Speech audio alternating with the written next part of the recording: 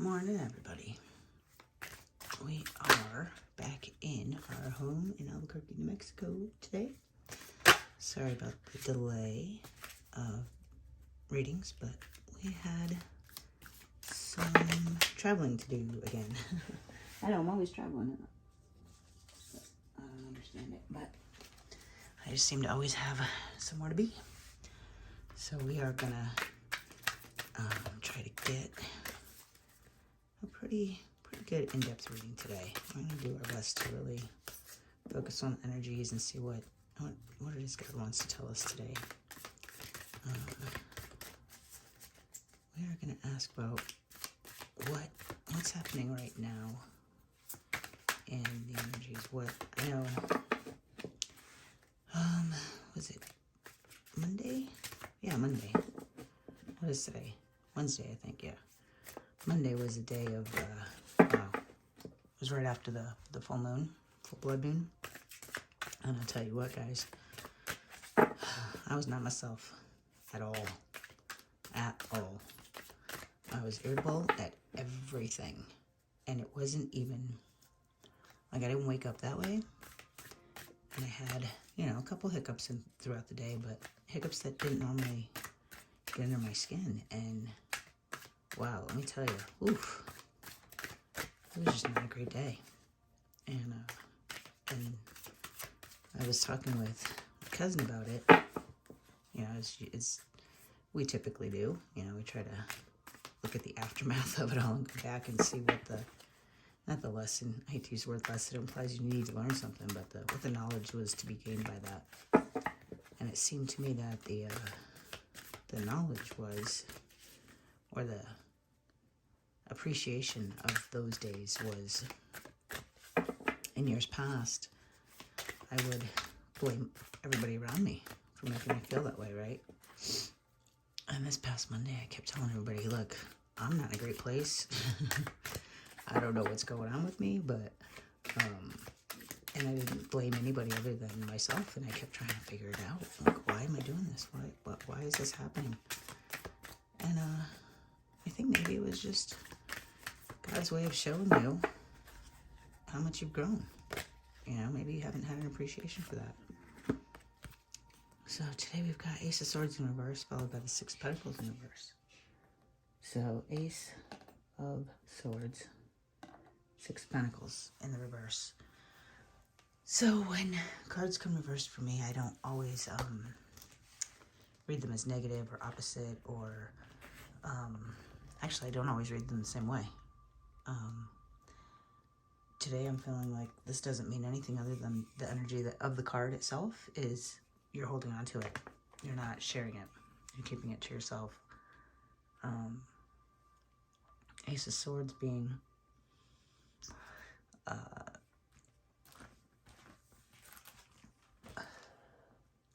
the beginning of your thoughts, right?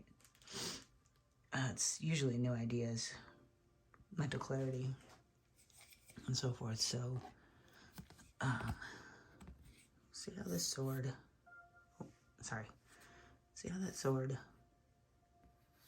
there's something laying over it. There's a weight on that new idea. And I just noticed there's some Sanskrit or writing on that sword. Yeah, it's too early and it's too tiny for me to read with my old 50-year-old eyes here. Actually, my cousin corrected me last night. I am 51 now. Thank you. At any rate, this new idea that you have, and I just noticed the ancestors. There's so many signs, guys, in this card that I've never noticed before. And those are beehives. And Christy, if you're watching, I know you'll get a kick out of that. But this new idea and the weight that it's being held down by, when it's in the reverse, I feel like gravity-wise, it's going to slide out from under the weight if you keep it to yourself.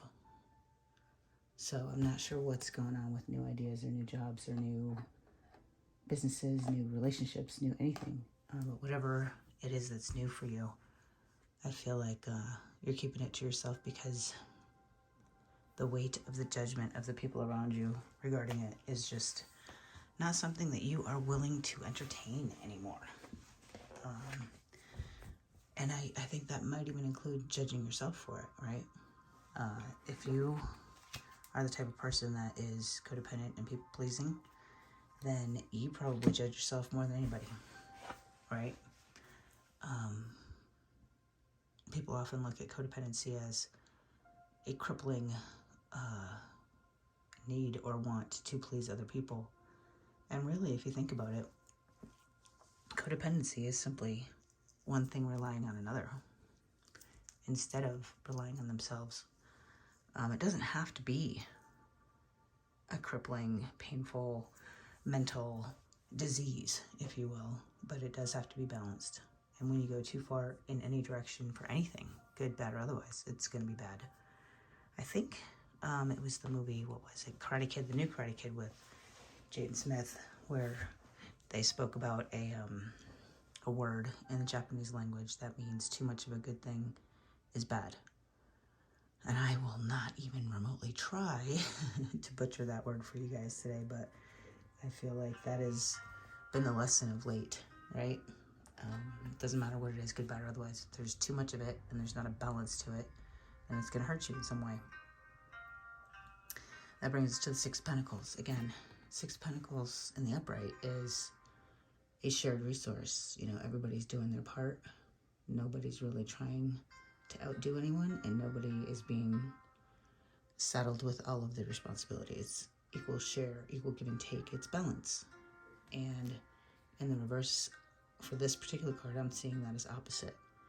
There's been an imbalance in everything, in good, bad, or otherwise. And whatever shakeups are happening this week for you guys, if you're having any, are coming as a result of no balance, and it's just trying to get you to balance. If you are balanced and you're, you know, completely not codependent and not too far one way or the other, masculine, feminine, money, love, thoughts and words, deeds and actions and whatnot, then you're probably not feeling the pain too much this week. But if you're not balanced, it's gonna be a rough ride. And I think maybe that's what happened to me Monday. You know, outside of the fact that I've not been appreciating my own growth, there's no balance. Whatever it was that was irritating me throughout my day was maybe trying to show me that the balance of whatever it was is not there. But let's ask, what can we do? I mean, I don't really need to pull a card to answer the question of how to balance, right? Or maybe I do. You know, if we've never been taught balance in situations, then we wouldn't know how to do it, because you can't know what you don't know. You don't know what you don't know.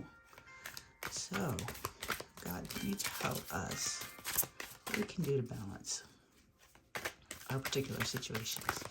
I could go further and ask what situation is not balanced, but I'm not going to ask that because this is general, and I'm not going to try to attach it to a specific person and or circumstance. So, for whatever it is that you're not balanced or feeling balanced in, I ask that God give us the advice or the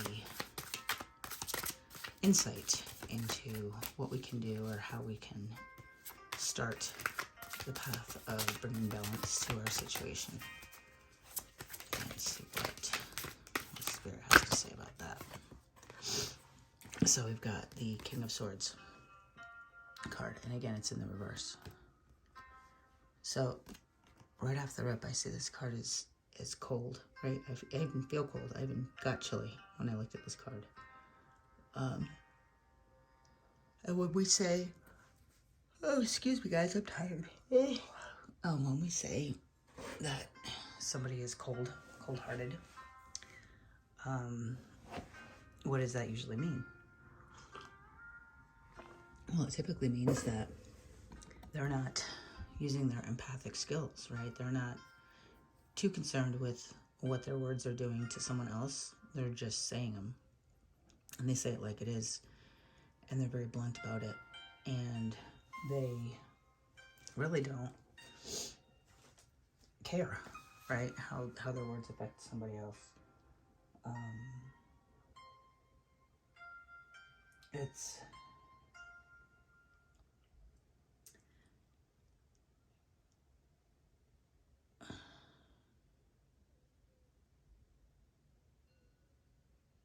the pen is mightier than the sword is what keeps coming through my mind when I look at this card.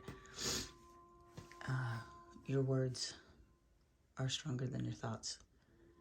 And when you don't use your thoughts appropriately with your words, you know, I think I said it earlier when I was talking about balance, you know, words and thoughts. When they're not balanced, they can come across as crass or devoid of emotion, which in the psychology world, when you don't have emotion or empathy, then you are considered to be a psychopath. And that came up a few times yesterday in a conversation I had that lasted 9 hours, but we won't talk about that. But this is cold. But when he's in the upright, he's balanced with it, right? He's using just the right amount of emotion. He's leading with logic and love, right? And he's making sure that everyone... Sorry, guys, and I know the video is probably not at the same resolution as it was, and I apologize about that, but I wanted to get this going again before I lost the thought. Sorry, that was my alarm. I had to be up at 7 today. I've got some appointments I've got to keep up at any rate, and yes, I'm super tired. And of course, as you know, in the tarot world, anything that happens during a reading is not by accident. The fact that I can't stop yawning is probably a message to some of you to go get some rest. But, and the fact that I stopped when I said making sure everyone has what they need is probably indicative of, yes, he makes sure that everyone has what they need, but he also makes sure he has what he needs to make sure that everyone has what they need, right? Because he can't pour from an empty cup. When this card's in the reverse, it is indicative of someone who is abusive of that power, right? An abusive power of that leadership. And if you go too far into the abusive power leadership, then are you doing the work? Or are you expecting everyone else to do it around you while you sit like the Queen of Sheba and expect that you don't have to put any work in? In my experience, in my short little 51 years, the bosses or leaders, if you will, that I had that I would rate as the top dogs, the ones that built up loyalty with their employees, the ones that built up ethics and had employees who would literally probably have worked for free if that were the only way to do it, were those bosses that actually worked harder than their employees. They got there first and they left last, and they never expected more of their employees than they expected of themselves. And that, to me, as a leader, that person who knows that they have to put in the extra hours, that person who knows that the lion's share of the work falls on them. And I literally just said lion's share, right? Well, who's the king of the jungle, guys? And why would they call that the lion's share if it's the most, right? Think about things. Think about some of the phrases that we use in everyday life that we don't even consider the origin of where they came from or why they came to be. But be careful not to abuse your power, and be careful not to underestimate the level of effort that you need to put in order to be that leader, because it is exponential. And make sure that you have what you need first to be sure that when you do lead your kingdom and you do try to protect your people and make sure that your people have what they need, that you're not crippling them, and that you're not overgiving, and that you're not creating a level of codependency. Find the balance, right? Find that balance. And make sure that you are teaching them to fish and not handing them a dinner. And those of you that read the Bible know what I mean. You can give a man a fish and he can eat for a day. You can give a man a fishing pole and he'll eat for a lifetime. With that, we have a card that won't come up off the floor. We have our first upright card, guys. It's the High Priestess. It is. Now for this card, I do feel like with the moon being so prominent that the moon is indicative of all things that are hidden, right? But our High Priestess knows how to use that energy, right? She knows how to, I don't want to use the word manipulate because manipulate has a bad rap, but she's definitely working with the energies to create something as opposed to fighting against it, right? They always say go with the flow, or, you know, against the tide, or other little sayings like that, and yet she's not doing that. She's just working with the energy she has at the time. So the energy of late, and I just noticed there's a second moon in this card. Well, no, it appeared to be, but it's not. That top right, when I put the card on the rack, it looked definitely like that might have been a second moon. And maybe there's a message in that, right? Not everything is as it seems when you look closer at it. And maybe that's the advice, is to take a closer look at some of these things that's going on by starting with the energy. What's the energy as of late? If the energy is affecting you, it's affecting other people as well. It may not be affecting them in the same way, but it's definitely affecting them, and it's changing things. And I believe that the High Priestess is aware of energy first and then works with it and takes it into account and doesn't judge, right? She is the one that knows. She's the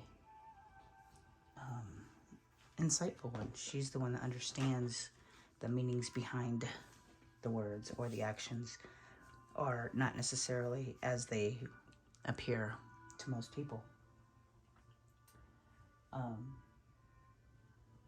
In your heart of hearts, guys, you know what's happening. And trust that. Don't question yourself on it. If you know, you know. And I think that's what the advice is just trust yourself. Trust that as long as you're coming at all things with love and with good intentions, then even as things go wrong, there's a blessing to be found within it. So find the blessing.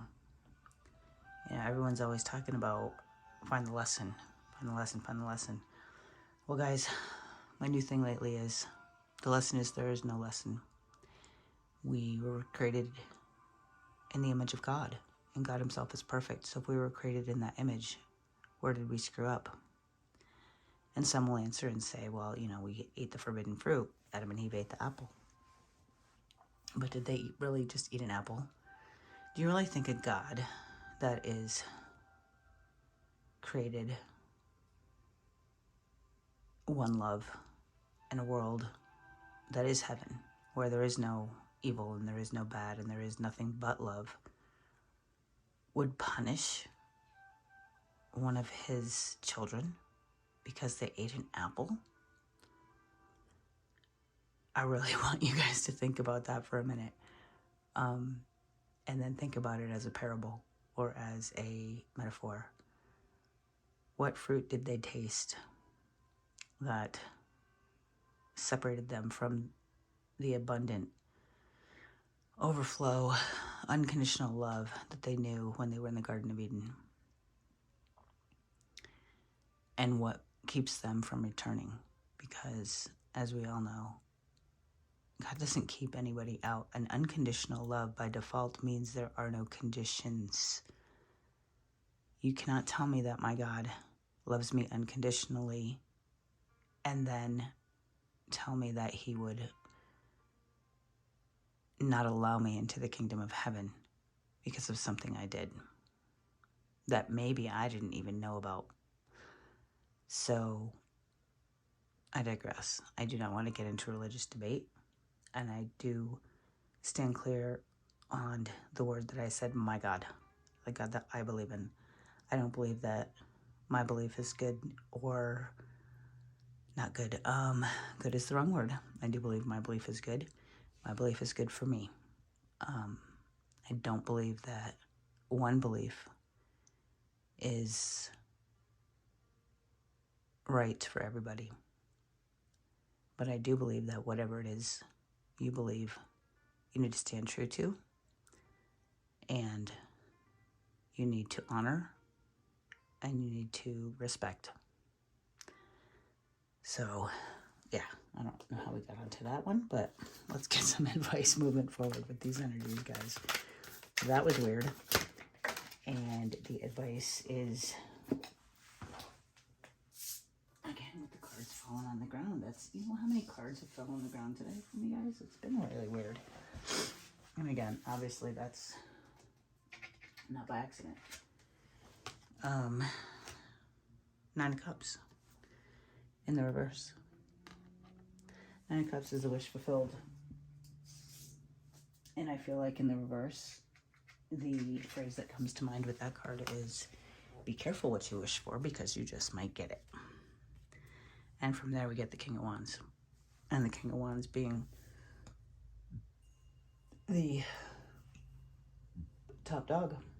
Power. Courage. Charm.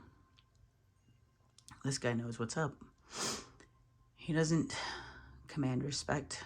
He is respect. He embodies respect. Respect needs to be given before it is ever received. Much like everything else in this world. We need to feel the thing before we get the thing. And I think that's the 2 bits of advice I'm going to leave you guys with today. Which is, be careful what you wish for because you're going to get it. Not you just might get it. You are definitely going to get it. And then, you know, whatever you decide you're going to be is what you will return. Is what will return to you, I should say. So if you choose to be a loving, empathic, helpful individual, you will attract loving, empathic, helpful people. And that will show you quite literally, and those around you, how to do it. You can't tell people how to do things, guys. You got to show them. So get out there and show everybody how to do it. All right. I'm going to leave you guys with that. I love you, and we will chat soon. Bye.